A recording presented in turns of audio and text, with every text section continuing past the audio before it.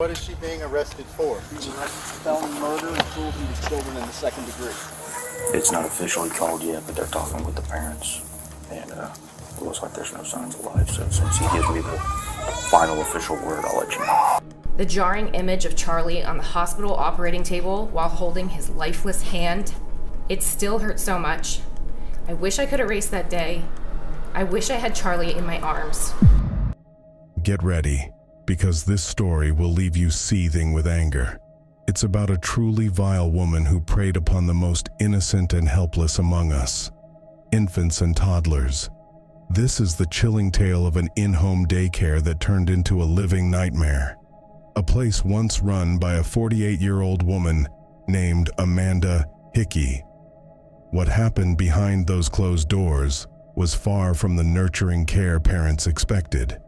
Instead, it was a house of horrors, operated by a monster disguised as a caregiver.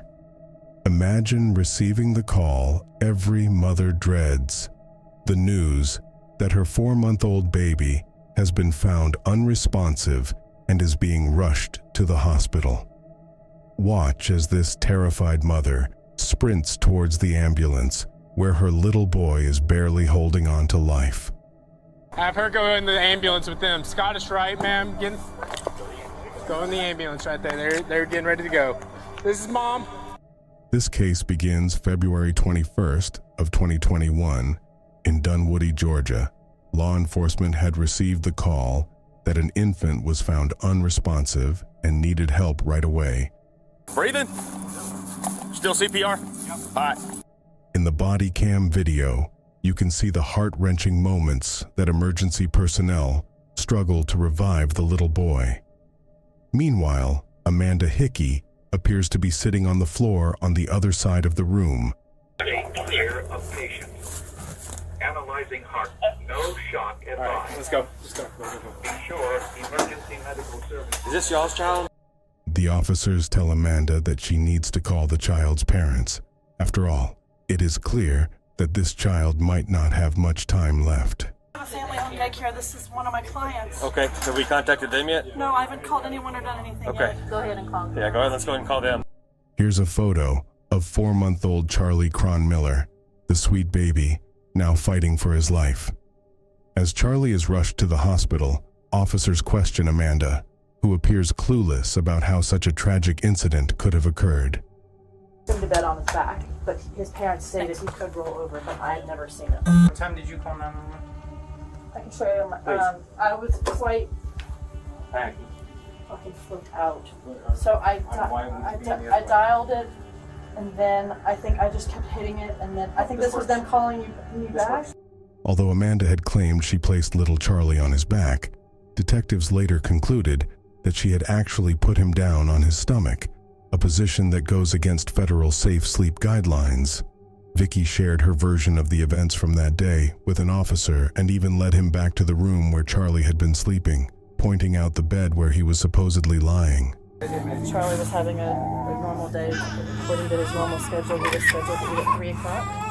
He slept a little, like I hadn't heard from him, so I just let him sleep, and then about 3:40 I went in and found him unresponsive on his stomach.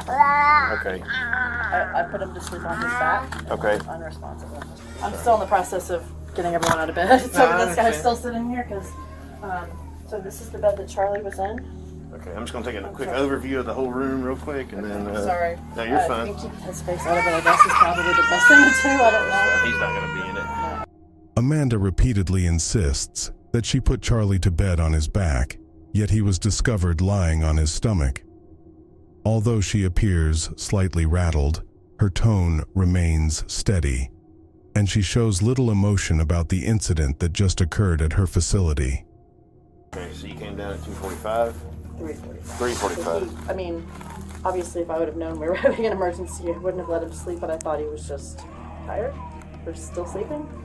His bottle was scheduled for 3 o'clock. Okay. So I have his bottle on the counter ready to go, like waiting for him to wake up. An officer gets a model doll and tells Amanda to use it to show how Charlie looked when he was found. Show me how you placed him. Sure. Let me do a picture and then show me how you found him. Okay.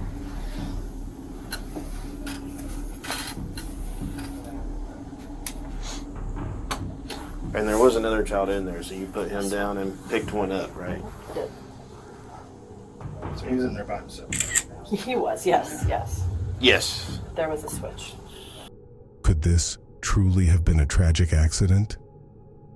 Perhaps Amanda genuinely believed she had placed Charlie on his back when she hadn't. Or is there more to the story? While first responders rushed Charlie to the hospital, investigators began their initial work. They inspected the pack and play where he had been found. Officials later determined that Hickey left Charlie unattended in it for 2 hours. Law enforcement soon discovered surveillance cameras set up in the nursery where Charlie had been sleeping. Footage that would become crucial in the case, as it might reveal what really happened and what led to Charlie's medical emergency. I noticed you have cameras. I do. They record 24/7, I believe so, yeah. or is it just motion? That's a great question. I'm not positive. Okay, that's okay. Will we be able to access those I think so. and get the footage? Like the families don't. It's not like something that I share with the family. That's a closed. No, yeah, no, I understand. Amanda appears noticeably more anxious when the topic of the cameras is mentioned, possibly because she knows they might reveal something she'd prefer the police not to see. Meanwhile, another officer observes that there is no mattress pad in the bed where Charlie was placed, even though Amanda had claimed there was one. Mattress pad. She said that was the mattress pad, but it looks like it's... There's no pad in there. I know, that's what I said. But she said that's what he was sleeping on. They're all like that, though. I didn't want to manipulate it, so No, I haven't touched it yet, but...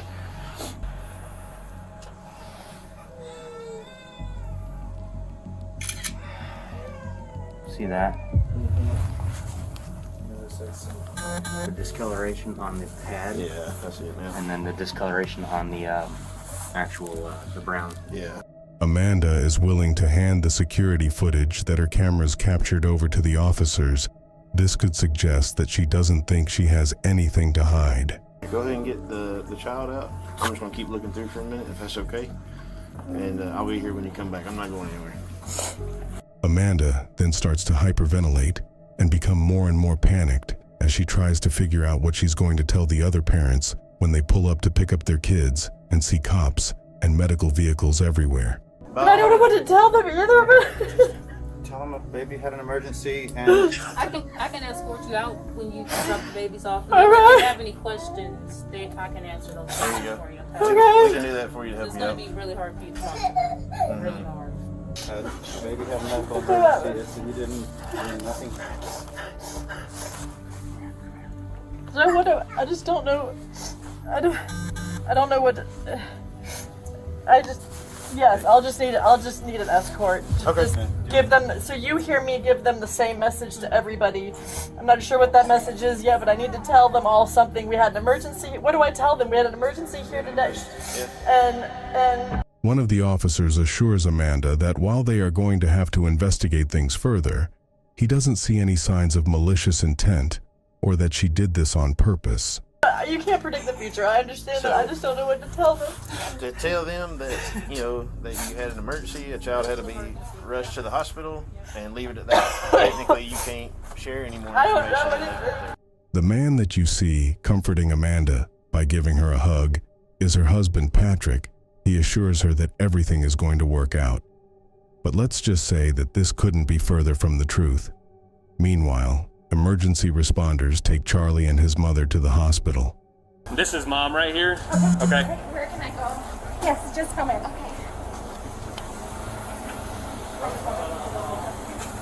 Before long, officials at the scene receive an update on Charlie's condition. Do we have an update on the hospital yet? Yeah. They've given him a bunch of rounds of epinephrine, but It's looking like it's...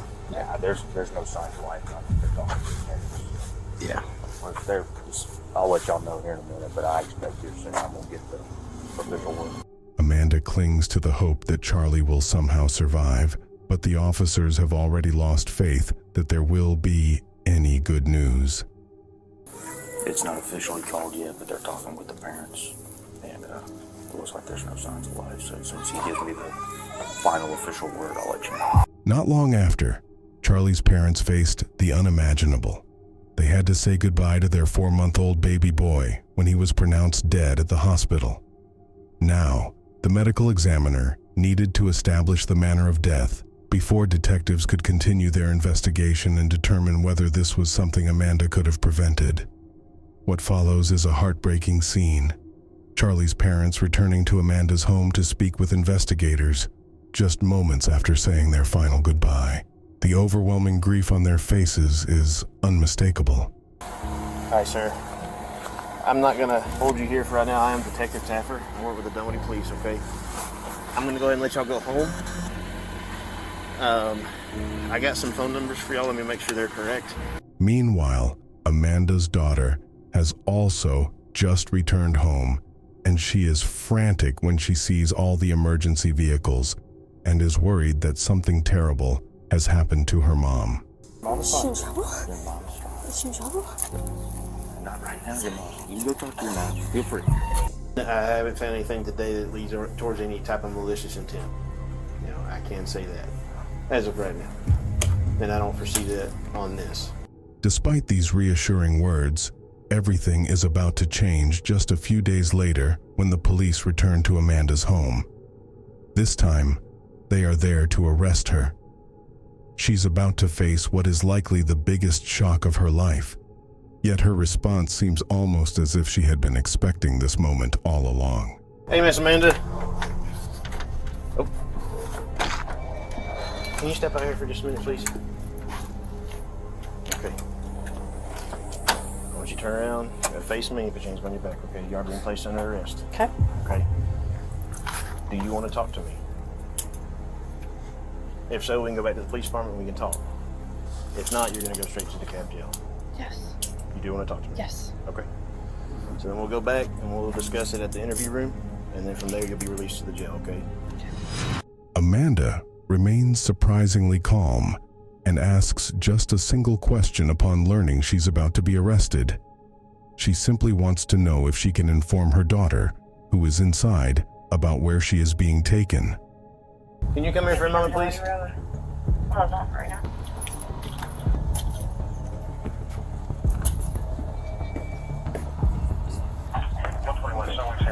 Your mom's going to go with us, okay, to the headquarters for right now. She wants to talk to me, and then from there she'll be turned over to DeKalb County Jail. Once she gets to the jail, she'll be able to make phone calls and call and let you know about bonding and things like that, but it's probably going to be a couple of days before she gets a bond, okay? Okay. So she wanted to let you know. What? Just so I can tell our attorney, what is she being arrested for? She's arrested for felony murder and cruelty to children in the 2nd degree. Can I go in by myself? Yeah, I'm gonna assist you, just so you can fall. There you go. Place this seatbelt on for you. We probably need to stop. I didn't hear you say felony. I heard you say felony murder, and I wasn't aware of that. So I probably need somebody else here. So if we need to go, I understand. So you don't want to talk to me? Well, I would love to, but I don't. That is, I think that's big, and I think I need someone else here. Does that make sense? Yeah. Opportunity to decide on whether or not you want to talk to me or not.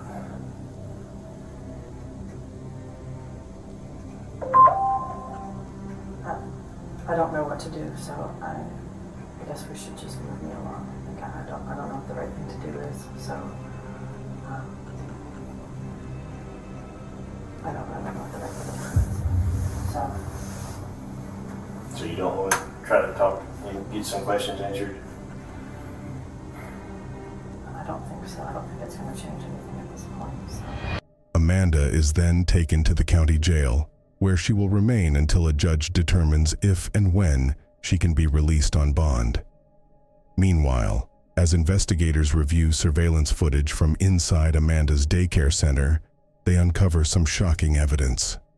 One disturbing revelation is that Charlie had been left alone in a pack and play for 2 hours before his death. Additionally, the footage shows Amanda being abusive towards other children under her care at the facility. In a publicly released recording, an investigator demonstrates to one of the victim's parents how Amanda mistreated their toddler, which is quite disturbing. Body camera footage later captures an officer discussing the incident with the children's parents. This is my demonstrator. Hey, bud. Murphy. Hey. Speak up. So I'm just going to use this door as her door. excuse me.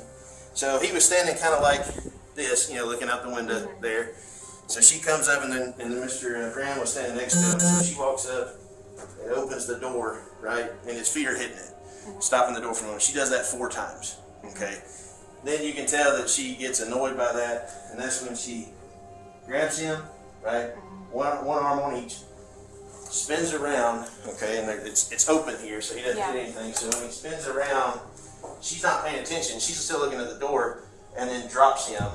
So when he hits the ground, his feet come up over his head. He kind of rolls up, and his feet move over to the side. So that shows me a couple of things. One, it wasn't just a gentle sit down. Aside from a demonstration showing how Amanda violently swung some of the children, few specific details were shared publicly about the horrific acts she committed against the kids. However, given the charges she faced and her eventual conviction, it's clear the abuse was severe and disturbing. Investigators also discovered that Amanda was looking after twice as many children as she was legally permitted, likely contributing to situations where children like Charlie were left unattended for hours. Amanda ultimately pled guilty to 9 counts of cruelty to children, reckless conduct, and simple battery, though she continued to deny responsibility for Charlie's death as part of a special plea deal. In court, Amanda reportedly broke down in tears when the jury watched body camera footage of emergency personnel attempting to revive Charlie. During her sentencing, she faced a stream of angry parents giving victim impact statements about the abuse their children endured under her care. The most heartbreaking statement, however, came from Charlie's parents. The jarring image of Charlie on the hospital operating table while holding his lifeless hand, it still hurts so much. I wish I could erase that day. I wish I had Charlie in my arms. In the end, Amanda had a chance to give her own statement, and what she had to say may come as a surprise to you. This is my legacy now. This is all I'll ever be known for. And I understand that that person was broken and not holding it together. Whether or not this was the first time is not for me to opine on. But what it is the last time.